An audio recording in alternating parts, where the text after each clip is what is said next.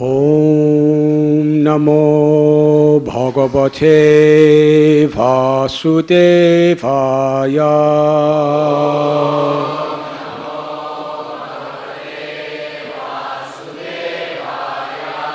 Om Namo Bhagavate Vasudevaya.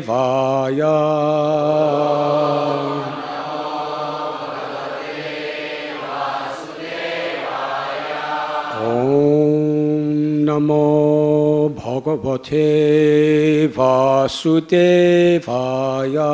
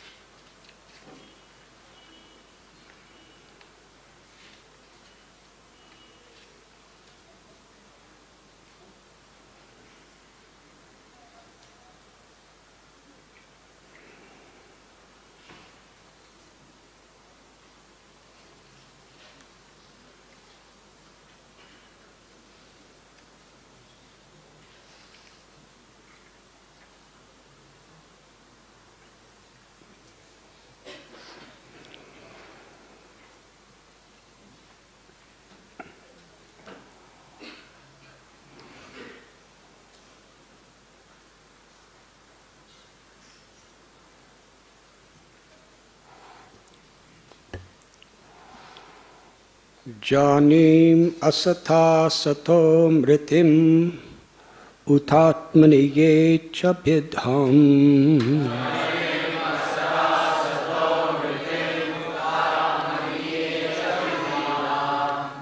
Vipanam ritam smarantyupadhishanti teta arupitai.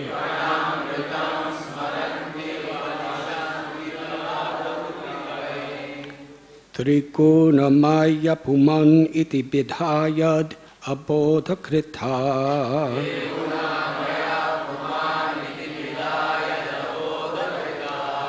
Twaina tata paratra sab bhaved avabodhadase.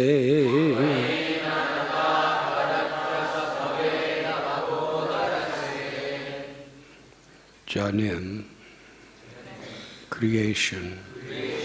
Asata, of the manifest world from atoms. Satta, of that which is eternal. Mrityam, destruction. Uta, also. Atmani, in the soul. Ye, who, cha, and Vidam, duality. Vipanam, mundane business. Ritam, real. Smaranti, declare authoritatively. Upadishanti, teach. Te, they. Arupitai, in terms of illusions imposed on reality. Three, guna, of the material modes. Maya, composed. Puman, the living entity. Iti, thus. Bida, dualistic conception. Yat, which. Abodha, by ignorance. Krita, created. Twayi, in you. Na, not. Tata, to such. Paratra, transcendental. Sa, that ignorance. Bhavet, can exist. Avabodha, total consciousness. Rase, whose composition.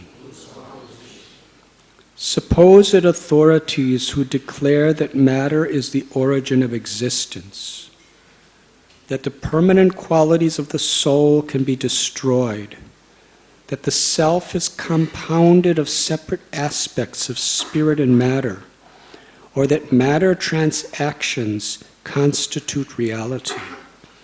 All such authorities base their teachings on mistaken ideas that hide the truth. The dualistic conception that the living entity is produced from the three modes of nature is simply a product of ignorance.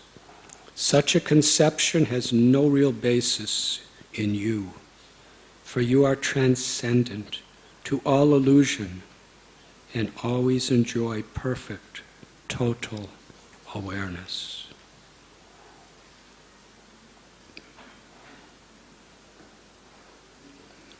We are continuing this purport from yesterday's class. Tasmatam samyogad acetanam cetanavid ivalingam guna kartritve pitata karateva bhavat yudhashina. Thus, by contact with the soul, the unconscious subtle body seems to be conscious, while the soul appears to be the doer, although he is aloof from the activity of nature's modes. Srila Vyasadeva refutes this idea in the section of the Vedanta Sutra 2.3.31 through 39 that begins Karata Shastrartha Vadvat. The jiva soul must be a performer of actions because the injunctions of scriptures must have some purpose. Acharya Baladev Vidyabhushan in his Govinda Bhasya explains the jiva, not the modes of nature, is the doer. Why? Because the injunctions of scripture must have some purpose. Shastrartha Vadbhat. For example, such scriptural injunctions as Swarga Kamo Yajeta, one who desires to attain to heaven should perform ritual sacrifice, and Atmanam eva lokam upasita, from the Brihad Aranyaka Upanishad 1.4.15. One should worship with the aim of attaining the spiritual kingdom, are meaningful only if a conscious doer exists. If the modes of nature were the doer, these statements would serve no purpose. After all, scriptural injunctions engage the living entity in performing prescribed actions. By convincing him, then he could act to bring about certain enjoyable results.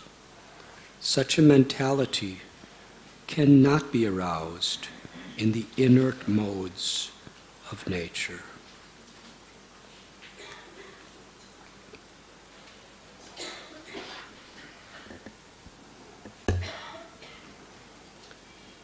Om Agyantimidandasya Jnananjana Chalakaya Chakshurun Militam Jena Tasmai Sri Gurave Namaha Sri Chaitanya Manobhishtam Sthapitam Yena Bhutale Swayam Rupa Kadamayam Dadati Swapadantikam Vandeham Sri Guru Sri Juthapadakamalam Sri Gurum Vaishnavanscha Sri Rupam Sagrajataham Sahakana Raghunathan Vitam Tam Sajivam Sadvaitam Savadutam Parijana Sahitam Krishna Chaitanya Devam Sri Radha Krishna Padahan Sahakana Lalita Sri Vishakan Vidhamscha He Krishna Karuna Sindhu Dinabandhu Jagatpate Gopesha Gopika Kanta Radha Kanta Namostate Tapta Kanchana Gaurangi Radhe Vrindavaneshwari Vrishabhanu Sute Devi Pranamami Haritiye Vanchakalpatarubhyascha Kripa Sindhubhya Evacha Patithanam Bhavanibhyo Vaishnavebhyo Namo Namaha Sri Krishna Chaitanya Prabhu Nityananda Sri Advaita Gadadhar Shri Bhakta Vrinda Hare Krishna Krishna Krishna Hare Hare Hare Rama Rama Rama Hare Hare.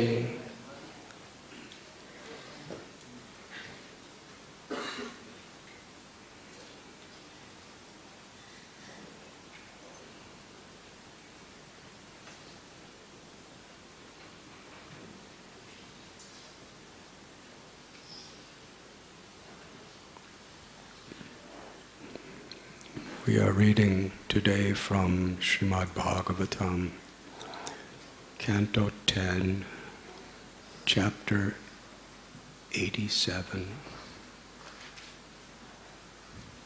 entitled Prayers of the Personified Vedas, Text 25.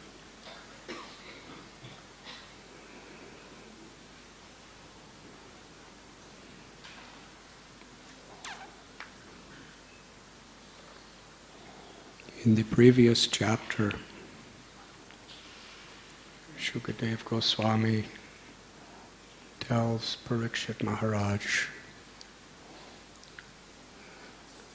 the wonderful story of Krishna, who was then residing in Dwarkadham, being invited to Mithila. Mithila, that area is today called Janakpur. It's situated in the Nepal country, just over the border of Bihar.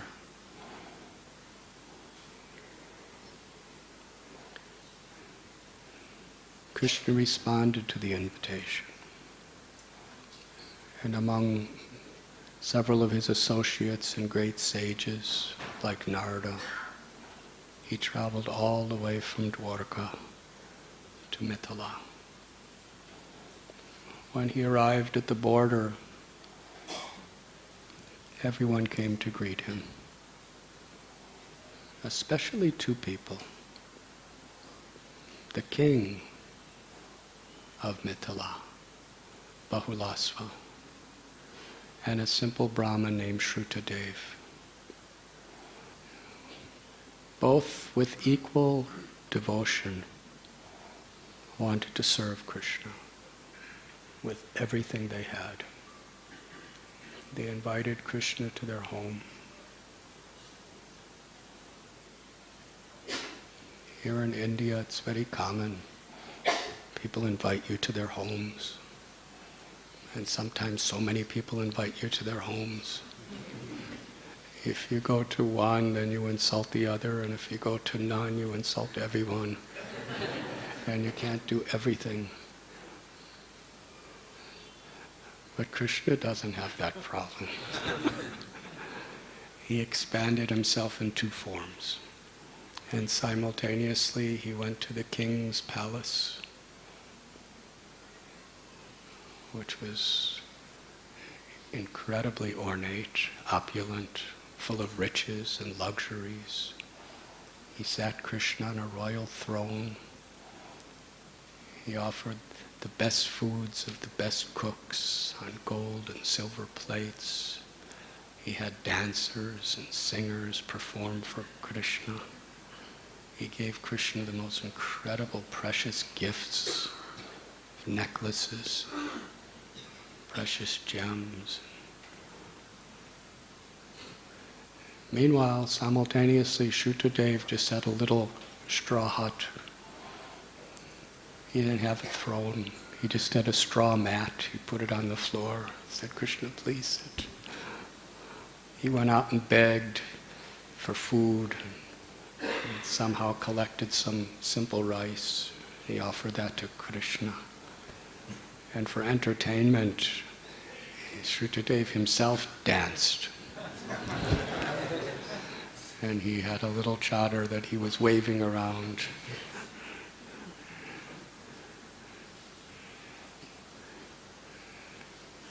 But for Krishna, he saw that both were equal offerings of love. Bahulasva prayed that actually I'm not a king. I'm just your insignificant servant. Everything belongs to you. And everything is meant for your pleasure. I'm just a very fallen soul. And his queen was saying the same thing. That you come just to deliver us from illusion. And Shrutadev, he also, with great humility, I have very little to give, but you're so merciful, you're accepting. Because the Lord is bhavagrahi janardana. He does not accept the physical things that are offered. He accepts the bhava, the love and the devotion, the sincerity of the purpose in which something is offered. And in that sense, everyone has the opportunity to attain the same perfection. If we are sincere, if we do not have ulterior motives, atapum birdvijastrestas varana shrama vibhagasha. Shvanushtatasya dharmasya samsadira haritosha. Whatever our occupational duties, whatever our social status, whatever our ashram, brahmacharis, married people, retired people, renounced people, whatever our particular place in society, we all have the opportunity for the same perfection. If we understand one simple truth, that the real purpose of our lives is to please Krishna. Patram pushpam palam toyam yome bhakta prayachati. Krishna tells in Bhagavad Gita, if you offer me a leaf, a flower, fruit or water, these are things anyone can collect. Go to a marketplace just to get a little water, somehow or other to collect a fruit or a flower. If it's offered with devotion, Krishna accepts it. What is devotion? Haritoshanam. That means devotion is not on our terms.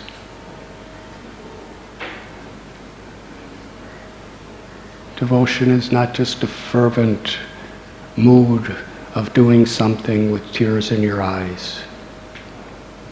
Devotion means our motive is to please Krishna. And in order to please someone, if we're sincere, we find out what does the person want. Tadvidi pranipatina pariprushnena seva. If we don't know what somebody wants, then we're not really if we don't explore to understand, then our will to please is very shallow.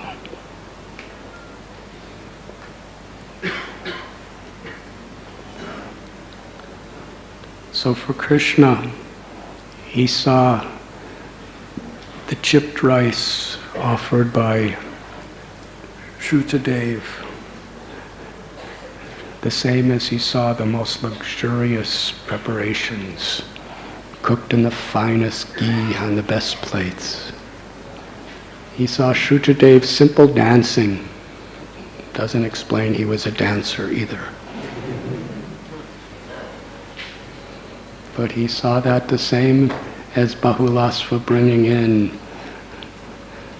And he saw Bahulasva no less. It's not that Bahulasva's luxuries and opulence and richness and fame and power was a disqualification. Nor was Shrutadev's poverty a disqualification. The only qualification is our sincerity to please the Lord. And He's pleased with our devotion.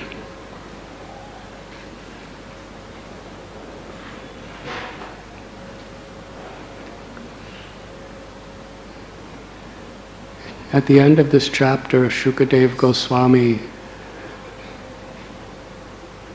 tells that for both Bahulasva and Shrutadev, Krishna becomes the devotee of his own devotee.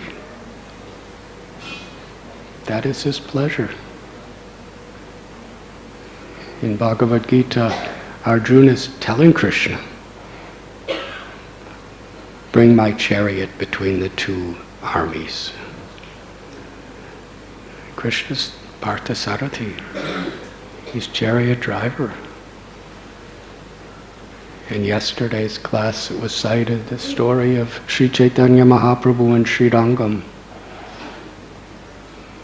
where an assembly of the greatest scholars in all of the world who would meet in a particular place every day.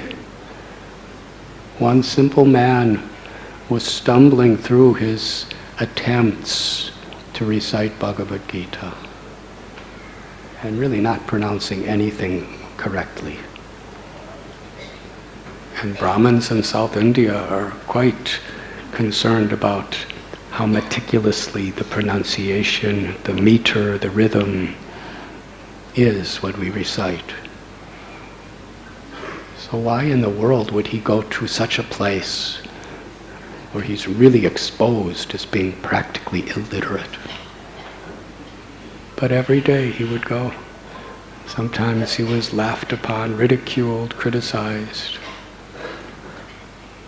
When Sri Chaitanya Mahaprabhu came, he asked, this was very curious to see him, because the Lord is attracted to the devotion in a person's hearts. The Lord was more attracted to him than all the other scholars. And he wanted to show us through his question. Vedaham samatitani varatamanani charjana bhavashyani chabutani mam tu vedana kashyana. Krishna knows everything. He's Paramatma within the heart of every living being. He knows our every desire, our every word, our every action that we're experiencing now and that we've ever done. And he never forgets. And he's personally only with you. We each have our own personal Paramatma. And we are his. But we can't be proud because everyone is like that. But we could be grateful because it is very personal. So why does the Lord have to ask a question? Why? He says, what are you doing? It's quite obvious. He wasn't speaking properly. So the Lord said, what are you doing? And he said, I don't even really know what I'm reading, but I do know one thing, that my Guru told me that I should read all 700 verses of Bhagavad Gita in this courtyard every day.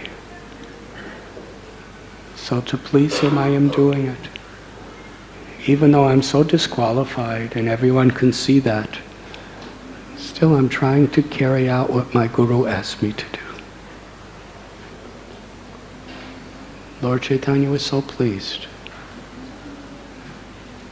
because this person was truly a humble servant.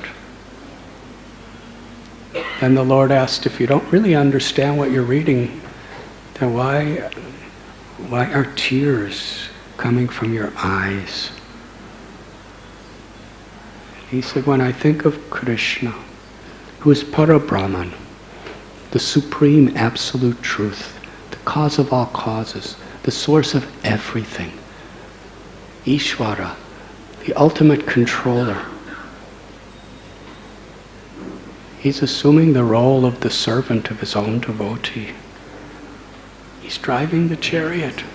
He's taking orders. How the Lord loves his devotees.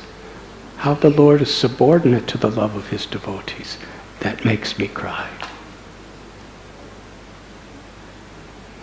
Sri Chaitanya said, you understand the truth of Bhagavad Gita.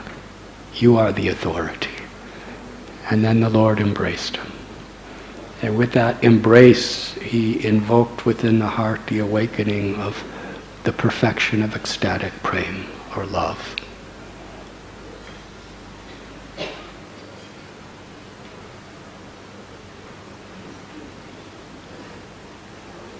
At the same time in Puri, Prataparudra Maharaj was the king.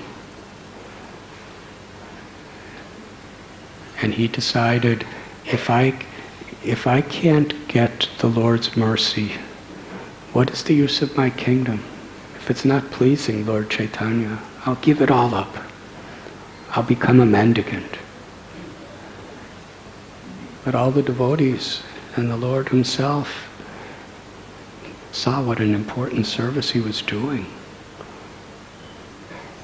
So Sri Chaitanya Mahaprabhu arranged for him to be the king, to remain as king, especially when he saw that in the role of a king he was taking a menial role of sweeping the street for Lord Jagannatha and the devotees. In other words, he was playing that role and accepting all the luxuries that come with that role, not to be the controller, not to be the proprietor, but to serve each and every person in his kingdom. And the Lord was so pleased with him. Later, during the Ratha Yatra, Lord Chaitanya embraced King Prataparudra. Again and again and again. Not only did he embrace him, but as the king was chanting the beautiful Gopi Gita to Lord Chaitanya, the Lord was bathing King Prataparudra's body with his own tears. He said, "You are the most munificent. Who are you?" Now at the time, the king was disguised as just a simple mendicant. So what do you do when you're disguising yourself to serve the Lord? And you know he doesn't want to be with you when you're king. And he's embracing you and he's crying on you. Everything's going so good. Then he asks, "Who are you?" You cannot lie to the absolute truth.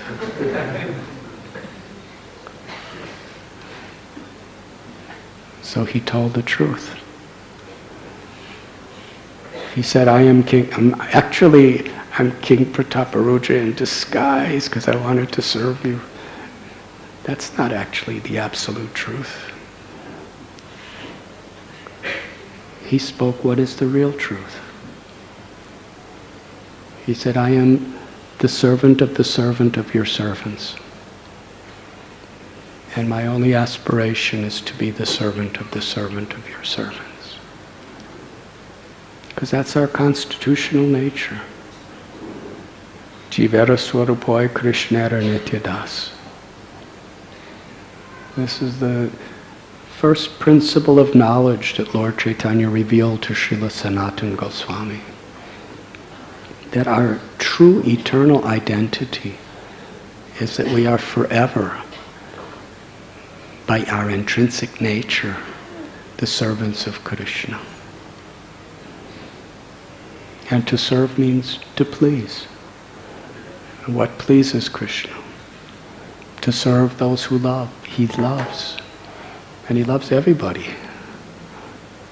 Especially those who have given their hearts and lives, even with all other opportunities and distractions, one who gives their heart and life for his loving service.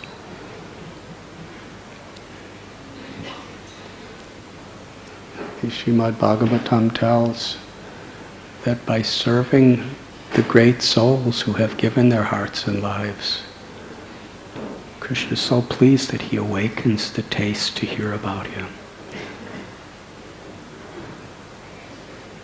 So that is our actual nature.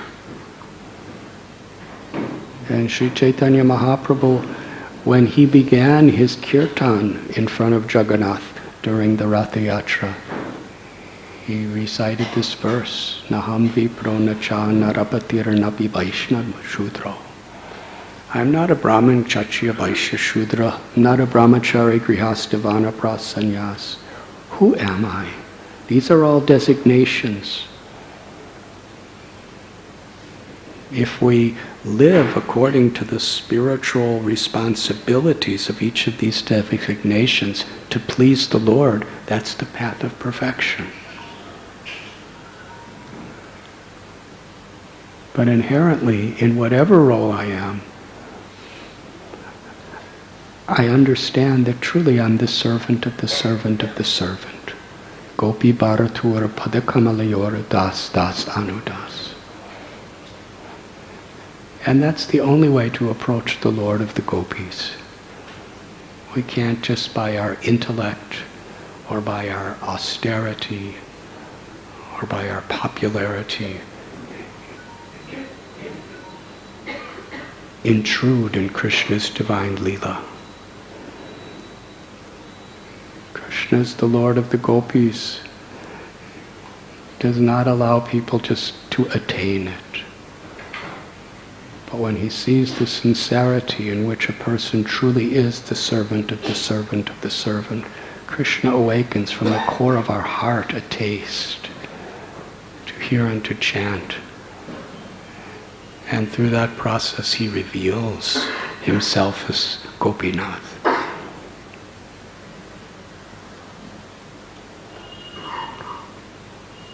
So hearing this, Parikshit Maharaj was quite astounded how Krishna, the Parabrahman, becomes the devotee of his own devotees, becomes subordinate to the love of his devotees. He asks Sukadeva Goswami, how is it possible, if the absolute truth is transcendental, beyond all material designations, beyond all temporary, ever-changing material existence, if the Lord is inconceivably, indescribably the supreme absolute truth, then how could the Vedas describe him? This is a good question. How could you describe the indescribable?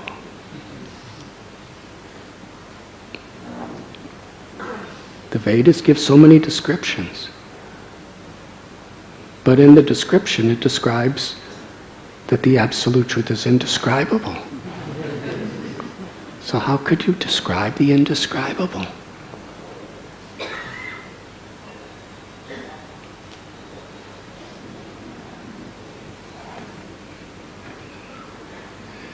Sukadeva Goswami, like in so many of the great literatures of India and the world, he answers the question by referring to somebody who asked the same question.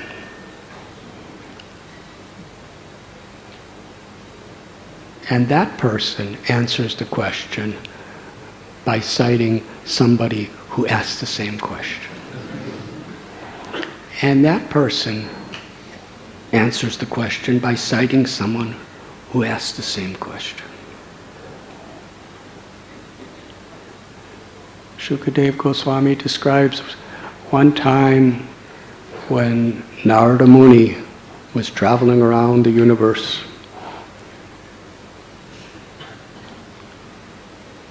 He came to Narayan Ashram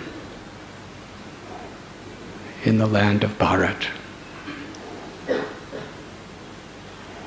At that time, just at the beginning of day of Brahma, the beginning of the creation,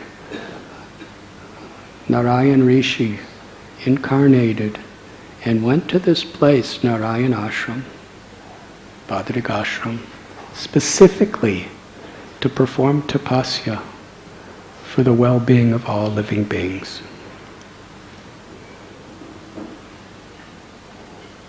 Whatever we do affects others, in a big way or a small way, but that's the truth. Everything we say, everything we think, everything we do affects the whole planet, the whole universe, the entire cosmic manifestation. Maybe a big way or a small way, but it affects. So Krishna, when he incarnates as Narayan Rishi, he's showing us how there's no greater activity, there's no greater purpose in our life than to live in compassion for others. He's Lakshmi Pati. He's the husband of Lakshmi, the goddess of fortune. He's residing forever in Vaikuntha, the spiritual world. But when he comes to this world as Narayan Rishi, his purpose is to perform tapasya. It's way up in the Himalayan mountains where the snow never melts. And he doesn't wear, very warm coats. He's just sitting in meditation. He's not even eating. He's performing this tapasya for the well-being of others. In Bhagavad Gita, Krishna tells that if I were to cease from activities, then everything would be finished. Yad yadacharati strestas tatat evi tarojana. Sayat pramanam kurute lokas tadanuvartate. What great people do, common people are influenced by, and that becomes the standard of what's meaningful and what's successful. So this is a responsibility we all have. Srila Prabhupada told that the Krishna consciousness movement is to teach people how to be leaders in whatever role we're having. Mother, father, teacher, business, brahmachari. Through our devotional lifestyle, we're meant to teach by our example. And that's a real leader. A real leader is not just somebody who gets votes, or has power, or has money. A real leader is not a person who just has an incredible computerized brain that can remember so many philosophies. A leader is one whose example shows the light of truth to others in the world. And what is that light of truth? To understand where we are. Yajkitvana punaramoham evam yashashi pandava. Krishna tells, when you know the truth, you know that All beings are in me, are of me, and are mine. We are all eternal servants of Krishna. We are beyond birth, we are beyond death. And to discover that love and live by that love, that bhakti, that is real leadership. Because that leadership can transform others. And in the process of transforming others, we become transformed by Krishna's grace, because he's pleased. So Narayan Rishi, he performs tapasya, not for himself, but for the whole world, for every living being, for you and me. Such an example he's showing. So Narada Muni saw Narayan Rishi there, and he asked this question. How is it that the Vedas describe Parabrahman as indescribable? It seems like a contradiction. How could you describe what you're describing as indescribable? It's a good question. Narayan Rishi tells Narada Muni that that same question was asked long ago on the planet of Janaloka, planetary system. The mind-born sons of Brahma, the four Kumaras, among great sages who were very deeply qualified, learned in Vedas, learned in knowledge, very pure in heart.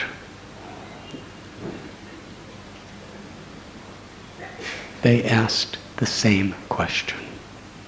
How could the indescribable be described?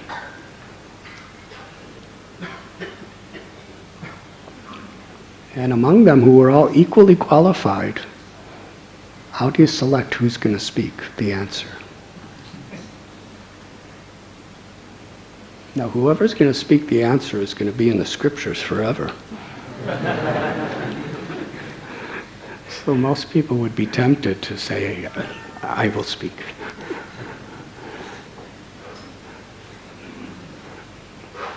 But for a devotee, Nadanam na janamna sundarim kavitam vajagadisha kame mama janmani janmanishwari bhavatat bhaktira hoitikitva. Devotee doesn't want these temporary flickering experiences, even if it's going to make you famous for the rest of the universe. Devotee just wants to please Krishna, just wants to serve, just wants to uplift others. How is it possible? This is almost as difficult to understand as describing the indescribable. How could we live without selfish motivations when it's just such an intrinsic samskara nature that we have to put ourselves first, to put ourselves in the center? Param drispa nivartate. When we experience something higher, these things no longer are very important. When we taste the sweetness of glorifying Parabrahman, Krishna, that is so beautiful, because Krishna's glories are limitless. So our joy in taking pleasure in describing Krishna's glory, that joy becomes limitless. The joy of trying to satisfy our ego is actually the source of all misery. So all these devotees, they were very eager for everyone to be glorified, not themselves. So they selected Sanandan, one of the four Kumaras, to answer the question.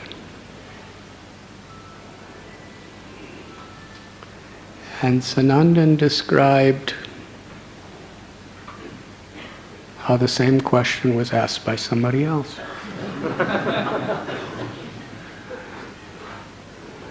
Satyavrat, who was a great king, he asked Matsyavatar, the Lord who appeared as Matsya.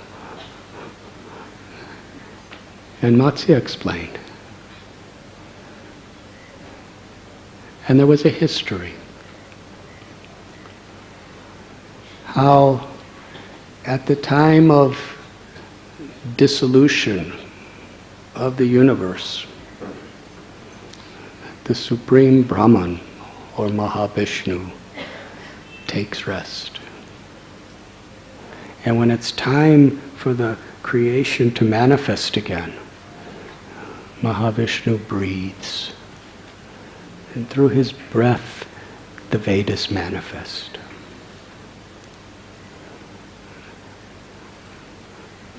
This is something very, very deep to meditate upon. How important is our breath? Perhaps up until this question was asked a few seconds ago, you weren't really thinking about how important your breath is.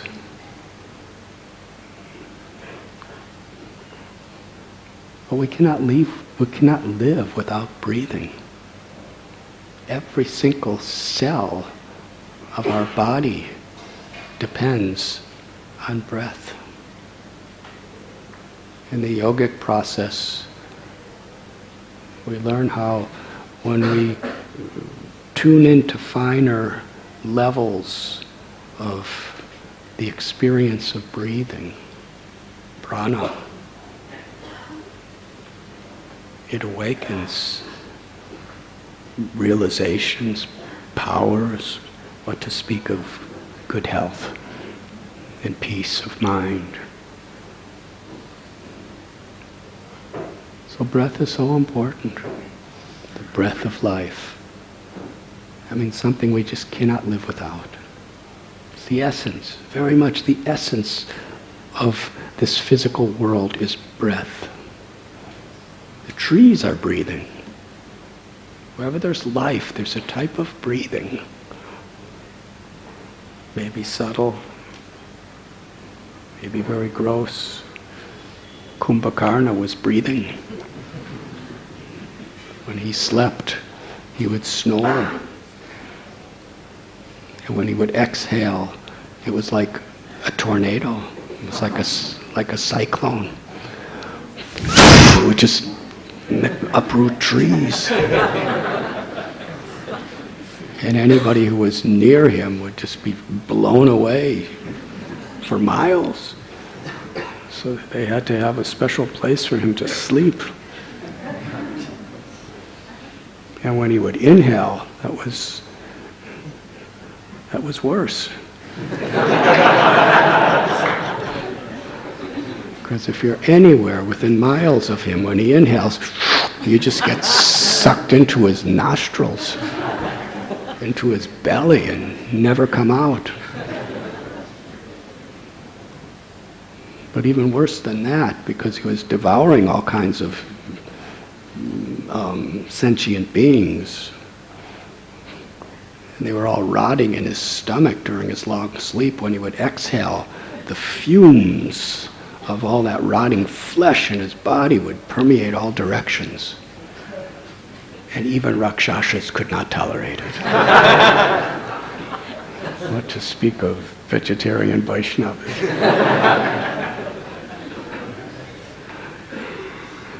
And who is Kumbhakarna? He's just a little asura. By our calculation, he's very big. But Mahavishnu, his exhalation is the time of the entire cosmic manifestation's existence. And his inhalation, everything goes into him. So through his breath, the Vedas manifest. before he even creates the cosmic manifestation through his breath, he reveals the purpose of creation.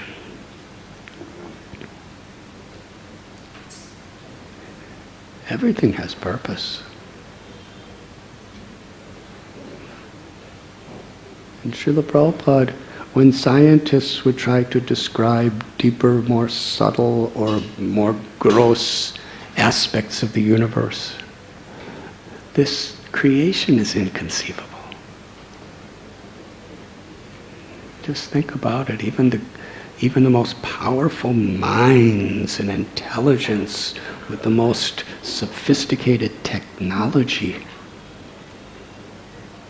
we can't understand the subtlest thing. It's like every atomic particle practically has a universe in it. And it's so small, we can never get to the root of it. And we may be able to see molecules and atoms, and then beyond that, we can only understand by effects what must be there. But you can't really see it. And then subtler and subtler and subtler and subtler. The Atma, the soul itself, when it's embodied within this material body, is 1/10,000th the size of the tip of a hair. Now when you go home, just look at the tip of your hair. 1/10,000th that size. And yet, what effect it could have on the world? We see demoniac leaders and great leaders, what they do and how they influence others. And it's all coming from that little particle. It's inconceivable. Cannot see the smallest of the small within a single atom.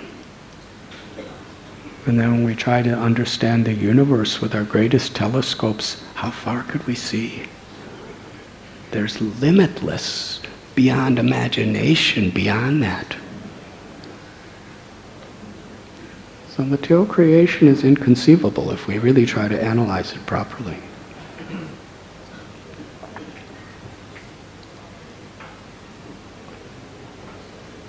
So everything is inconceivable. And what's most inconceivable is when we think anything is conceivable, because it really doesn't make sense. So when even material elements within this little creation of ours is inconceivable, how is the source of everything that exists to be explained, to be described?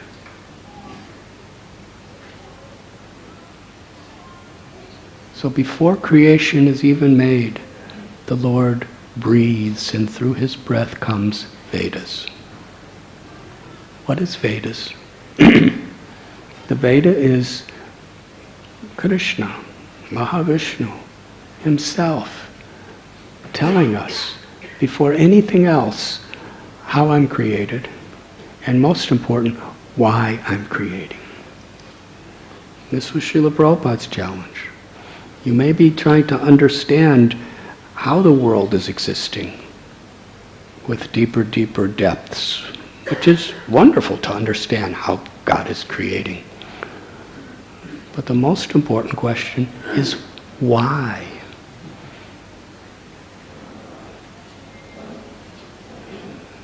That's not something most mundane scientists address. Why is it like this? Why is it even here? What's the purpose of creation? This is what the Vedas describe.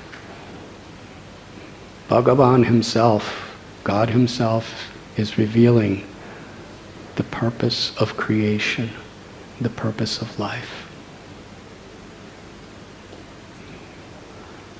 There are three essential energies. Parashya Shaktir Vivadaiva Shruyate. The Absolute Truth has multi-energies, but they could be categorized primarily in three. There is the Chit Shakti, the the limitless spiritual energies. There is the Bahiranga Shakti, the external, ever-changing material energy, and Tatashta Shakti. Mamaivam so jiva loke jiva bhuta sanatana.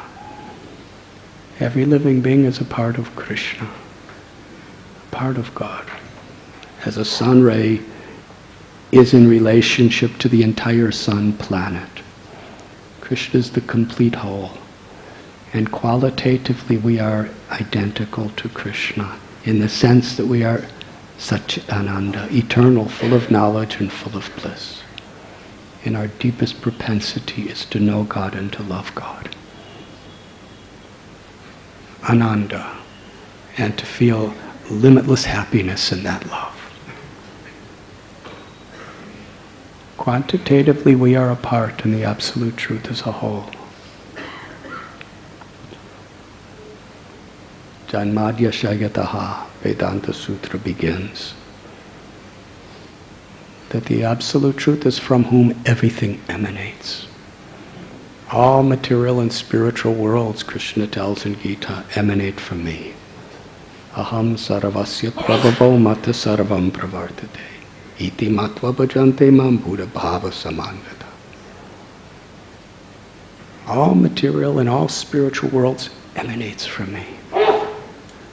And the wise who know this perfectly worship me with all their hearts. So the Bahiranga Shakti, or the external energy, is eternal. But all the manifestations within it are always changing. Birth, old age, disease, and death. So many transformations. This body, it may last 70, 80, 90, maybe 100 years. And if you live in England, you get an award from the Queen of England if you live 100 years. But you might not be able to see the award.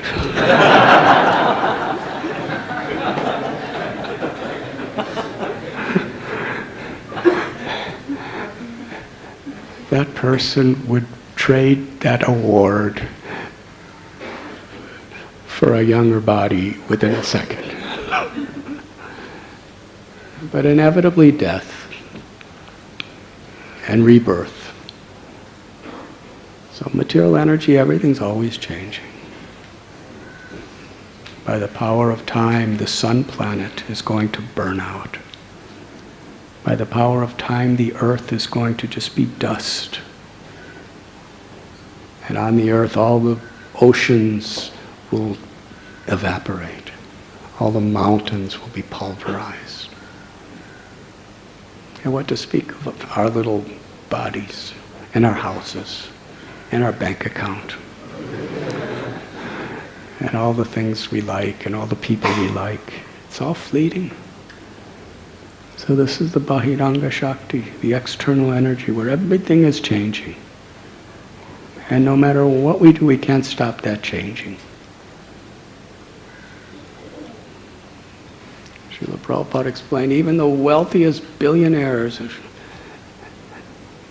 they can't stop old age from coming. Even the most great rulers of armies cannot stop old age and death from coming. That's the external energy. But the Tatashta Shakti, the soul, is actually of the substance of the Antaranga Shakti, the spiritual energy. We are eternal, we are full of knowledge, we are full of bliss. We're a part of God. So the purpose of creation is for us to understand that the whole manifestation, with all of the miseries within creation, Janma, Mrityu, Jara, Vyadi, Dukkha, Dosana, Darshanam, birth, old age, disease, and death, they cause a lot of distress. Adhyatmakadi, Bautikadi, Daivaka, miseries caused by our own body and mind, by other people and other creatures, and by natural disturbances. They're inevitable. Why are these miseries there? This was Sanatana Goswami's question to Sri Chaitanya Mahaprabhu. Who am I? Who really am I? And why am I suffering?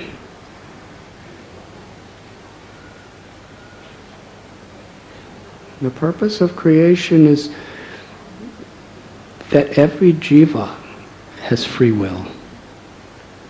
We can choose to love and serve God, to live in harmony with God's will, and be completely under the control of the eternal spiritual energy, which is the Ananda Shakti, the blissful energy of the Lord.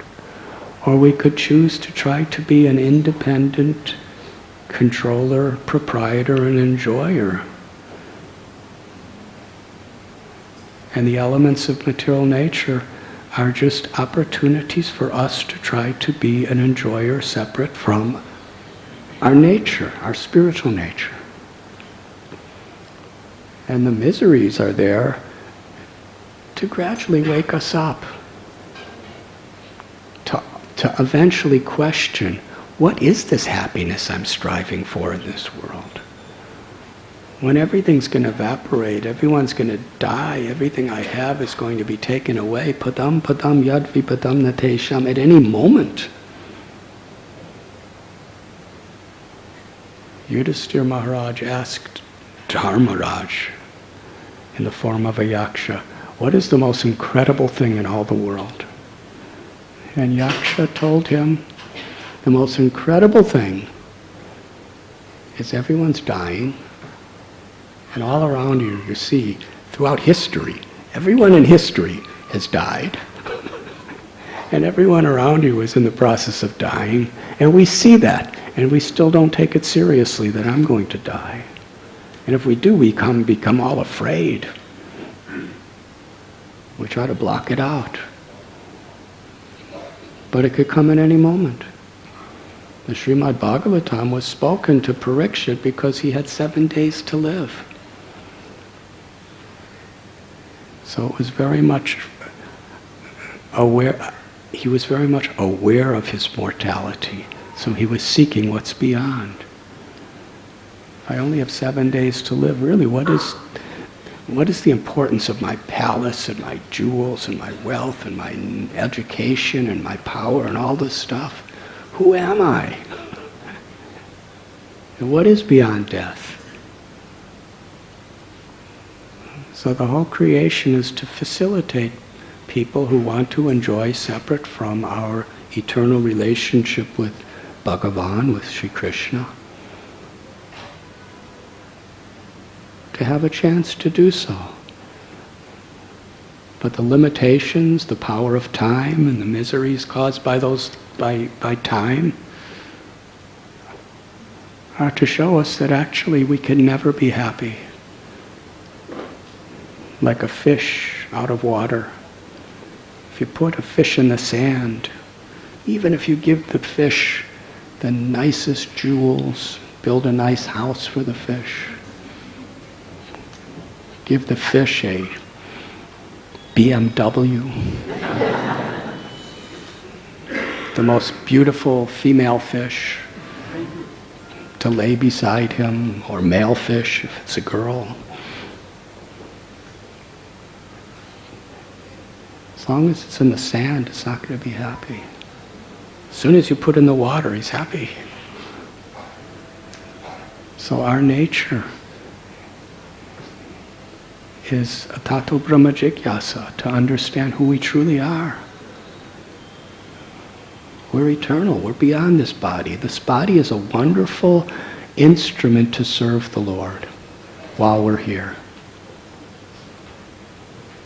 But if we think it's a place for me to enjoy independent of the Lord, then we're going to go through all kinds of inevitable tragedies, crises, heartbreaks, betrayals, miseries, death, rebirth, death. So the Vedas describe why the creation is here and what the purpose of creation is.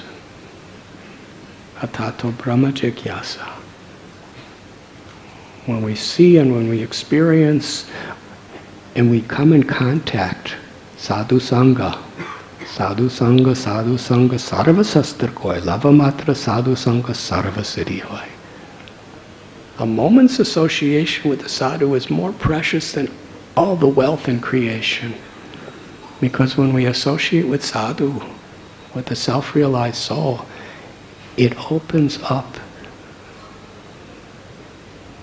the desire within our heart to go beyond this creation, to understand who is God, what is my relationship with God, why am I here, and what is my purpose in life. Purpose of life is self-realization. The perfection of self-realization, prema pumarta mahan, Sri Chaitanya Mahaprabhu said. The awakening of ecstatic love for Sri Krishna. It's within us. So Mahavishnu breathes, and the Vedas manifest from his breath.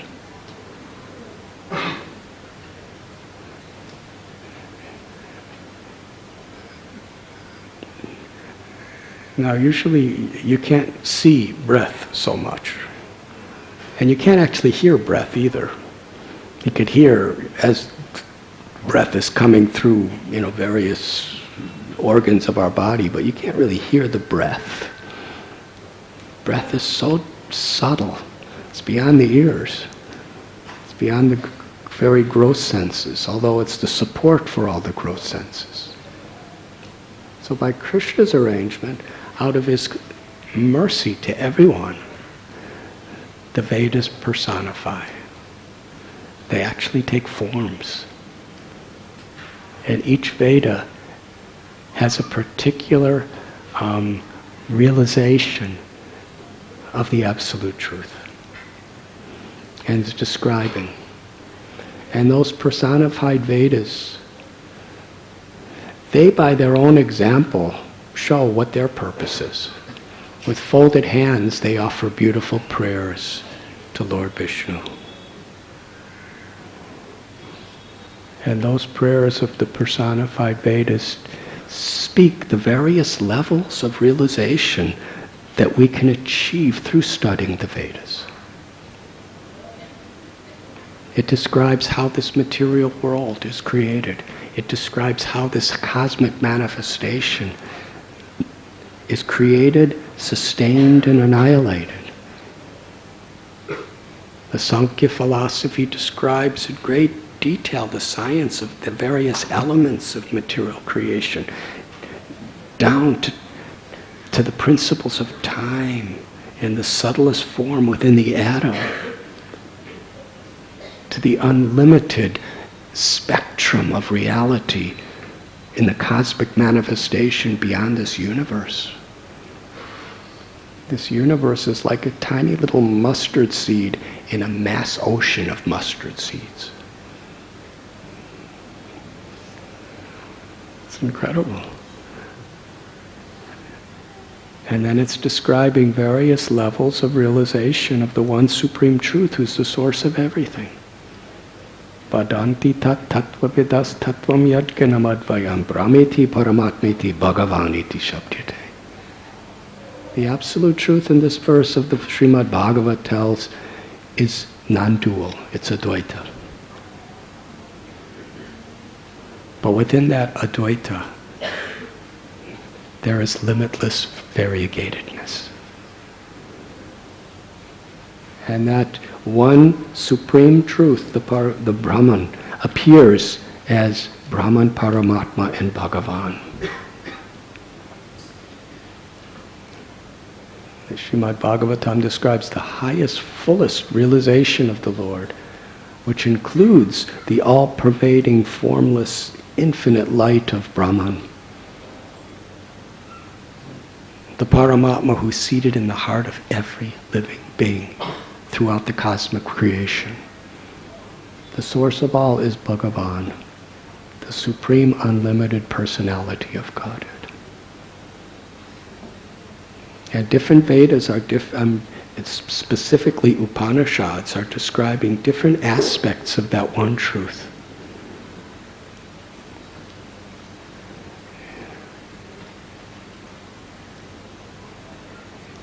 In today's verse, we'll begin the class now. Now we've given you a little introduction into where we are, but this will be a really short class from this point.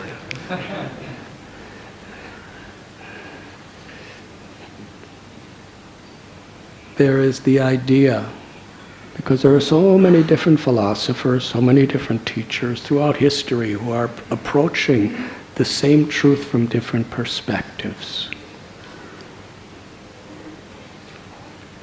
And one concept is that ultimately the soul is not the doer of anything, the Atma. It's all material nature. Material nature is doing everything. And on one level that's true. All the actions of this material world are due to the influence of the three gunas. Krishna tells in Gita, Prakrite kriyamanani gunai karmani sarvasha ahankarai, that due to the false ego, we think we're the doers of activity, but actually they're being carried out by nature.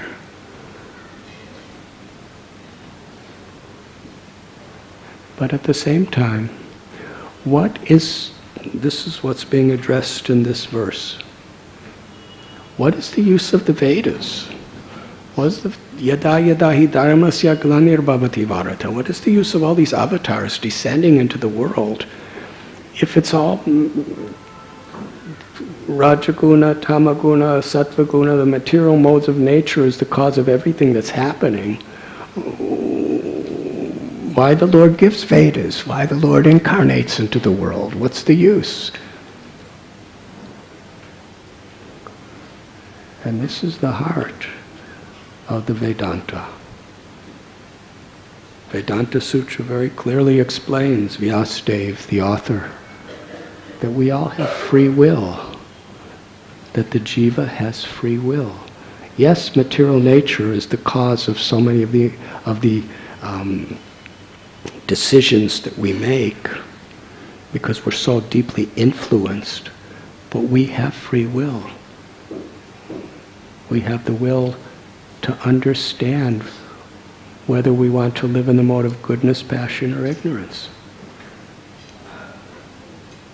We can't just blame the modes of nature. We have to take responsibility. If I get angry with somebody and slap them, and somebody say, why? And the judge brings us to the court and say, why did you slap this person? He said, I didn't slap, the modes of nature.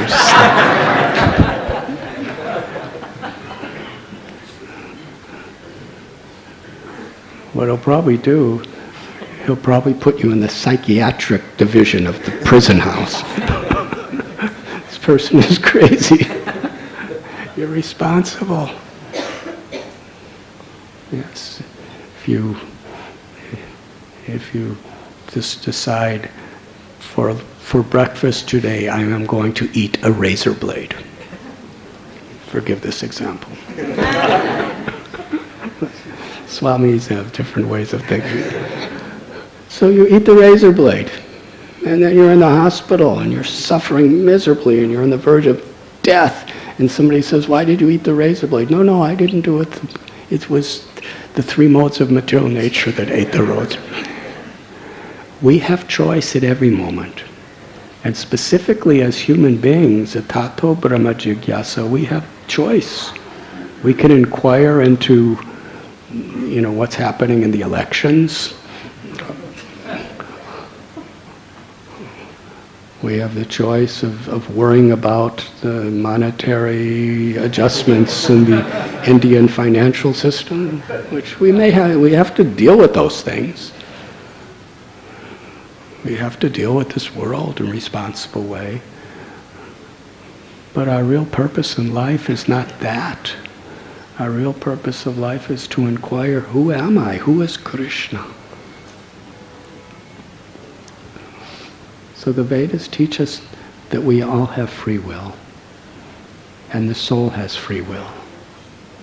Even though we're being constantly tempted and put in fearful conditions and being influenced by the modes of material, we have the choice to surrender to God and go beyond this ever-changing world. And that's the greatest wealth we have. That's the true treasure of life that we've been given. Durlabha manava janma lobhya samsare. As human beings, we have the opportunity to make that choice. Sharanagati, to surrender to the Supreme, to live in harmony with the Supreme.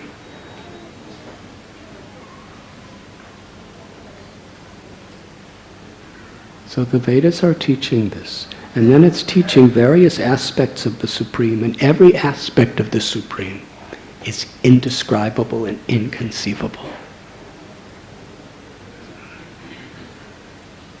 So how could we understand? When we have these little eyes that only see what's in this room, and as we get older we have to get thicker spectacles, glasses to see anything. We could hear. I hope you could all hear.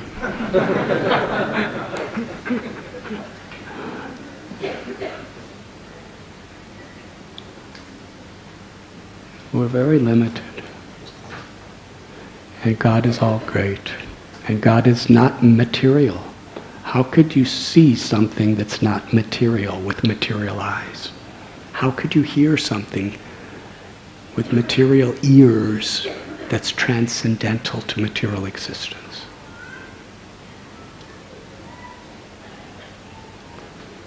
This is the core of what's being spoken today. Because the absolute truth is unlimited and indescribable and inconceivable. And what's most beautiful about the indescribable, inconceivable nature of the Lord is the Lord has the power and the freedom to reveal himself to us. Sri Radha can reveal herself to us. The deity. Some people may say this is just wood or stone. But the reality is, if we want to approach the Lord to develop our love for the Lord can appear in such a way that we can see. This is part of the indescribable, inconceivable nature of the Lord, who has no limits, adhokshaja. If you say, because the Lord's unlimited and spiritual, therefore it's impossible for us to see him. But if the Lord cannot manifest himself to our eyes and to our ears, then he's not unlimited. Srila Prabhupada explains that way. That's limiting the Lord.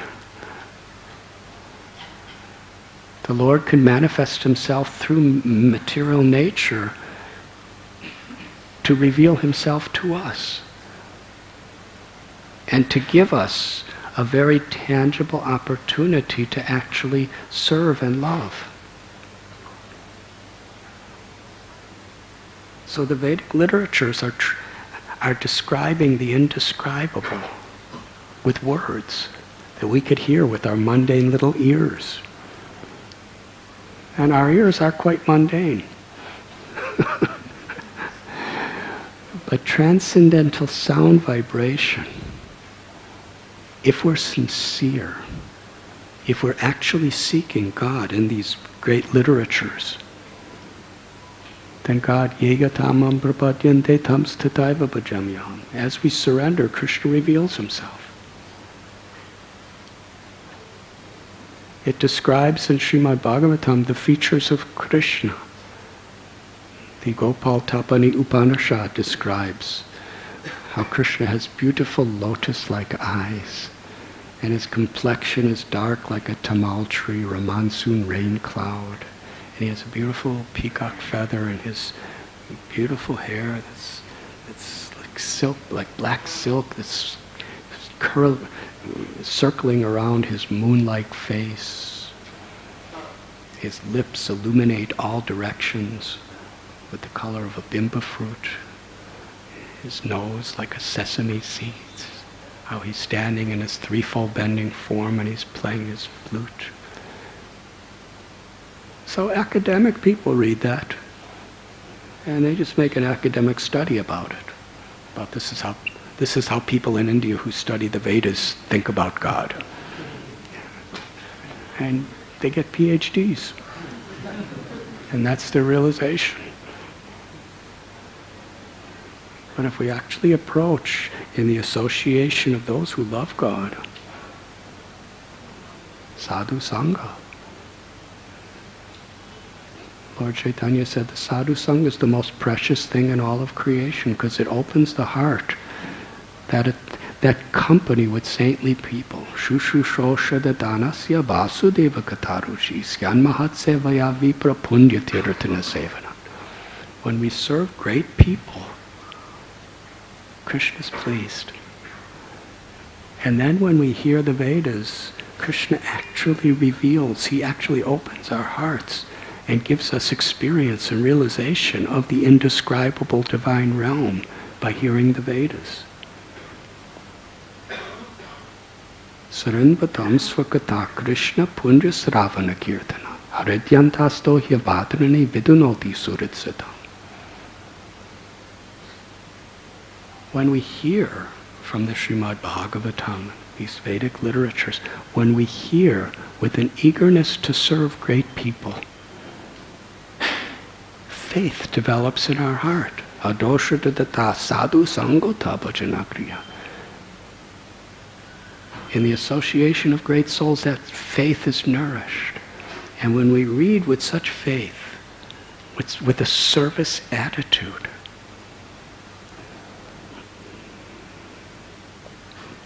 by Krishna's mercy.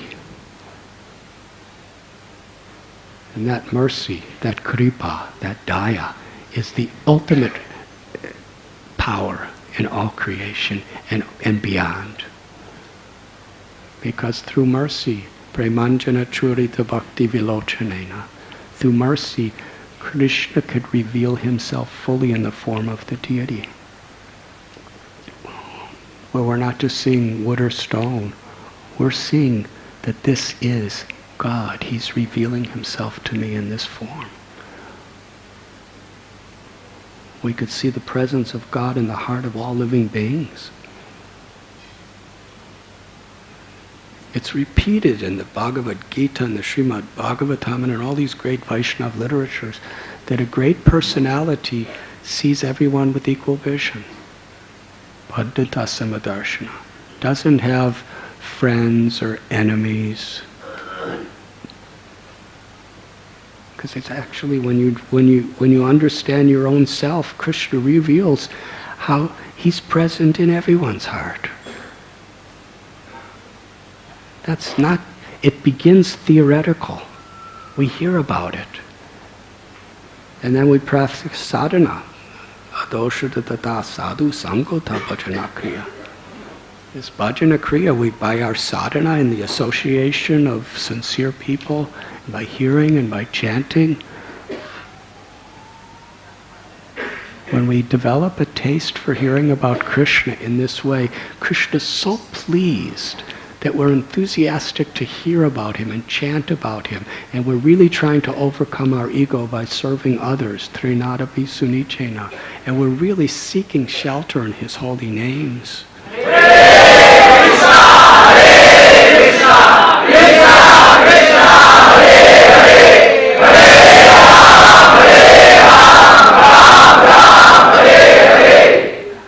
Krishna responds through his mercy.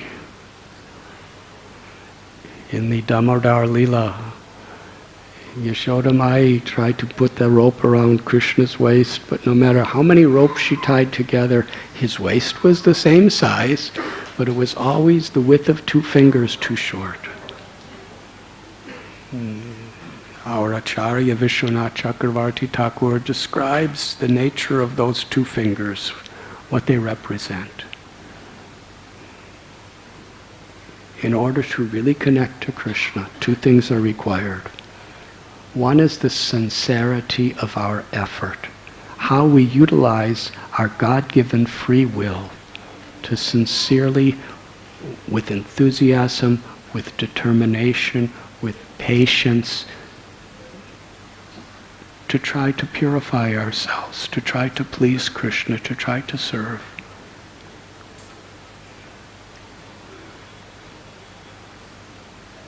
And when we are sincere, sarvadharman parityajya, mamekam sharanam braja, when we really are trying to surrender our hearts with sincere devotion in our service, in our chanting of the beautiful names of the Lord, then we attract kripa, we attract Krishna's mercy. And through that mercy, inconceivable, limitless mercy, Krishna reveals himself to us.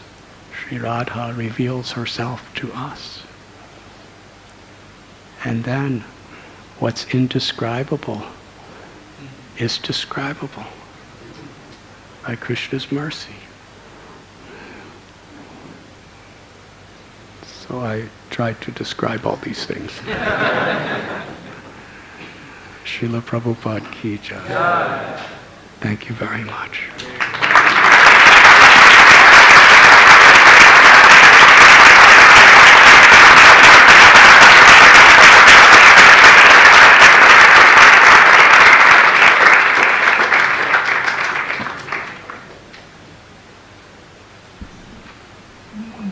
Please honor prasad. Krishna appears as prasad also. Hare Krishna. Hare Krishna. So we have a very happy, please be seated for just 1 minute. So we have on behalf of the marriage board, we have a very happy announcement to make.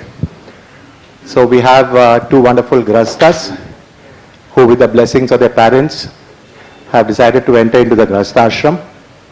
So may I request His Grace